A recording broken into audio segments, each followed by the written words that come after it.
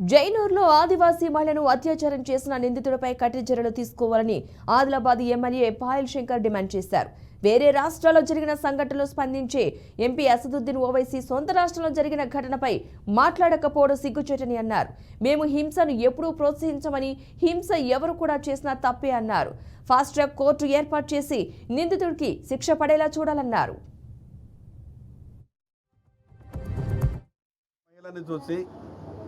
ఆమెను ఆసుపత్రికి చేర్పించి ఏమైందని ఆమెను అడిగితే ముగ్ధుమ్ అనే యువకుడు నన్ను మానభంగం చేయడానికి ప్రయత్నం చేసిండు, నేను తిరగబడితే నాపై విపరీతంగా దాడి చేసిండు అని ఆ మహిళ స్టేట్మెంట్ ఇస్తే తిరిగి పోలీస్ స్టేషన్కు కొందరు వెళ్ళి ఆ మహిళకు ఈ రకంగా అన్యాయం జరిగింది, మీరు వెంటనే చర్యలు తీసుకోవాలనంటే ఆ ముగ్ధుమ్ అనే దుండగుడు యాక్సిడెంట్ జరిగిందనే విధంగా పోలీసులకు బుకాయించే ప్రయత్నం చేస్తే పోలీసులు కూడా 1-2 రోజులు నమ్మే పరిస్థితికి వచ్చింది.